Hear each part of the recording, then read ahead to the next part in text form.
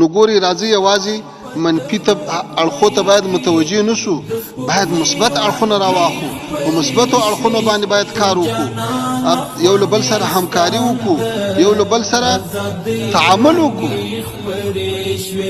آیا په دې تیرو 40 کالو کې تاسو کولای شئ چې یو بهترین ماډل په افغانستان کې موږ ته وښیاست او بیا راته وایاست چې تاسو نظام خراب په دې شکل لکه د کمونستانو کودتا، لکه د رباني حکومت، لکه د کرزي حکومت، لکه د غني حکومت؟ آیا هغه افغان شمولو؟ تاسو ونلیدل چې انتخاباتو کې مړي وسو؟ تاسو ونلیدل چې د انتخاباتو نتیجې ومه میاشت راوتلې؟ تاسو ونلیدل چې د انتخاباتو نه وروسته بیرته په جوړجاړي باندې حکومت جوړ شو؟ د انتخاباتو په نتایجو نه دی جوړ شوی.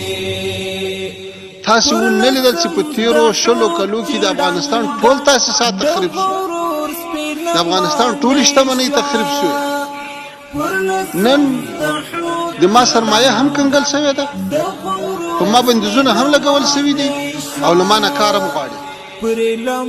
آیا دا کېدای شي چې ته په یو باغ باندې اوبه بندې کړې او بیا ما ته وایې چې دا باغ په ګیلاس باندې اوبه کړه؟ د ما شتمنۍ کنګل ده، د ما په بینکو باندې بندیز لګېدلی ده او بیا له ما نه ټول اصلاحات هم غواړي. ولې دا خو د موږ حق د افغانان یو، بشر یو، باید په دې بشر باندې رحم وشي. یوازې د فشار الې کارول، یوازې تهمتونه لګول، راسي همکاري سره وکړو.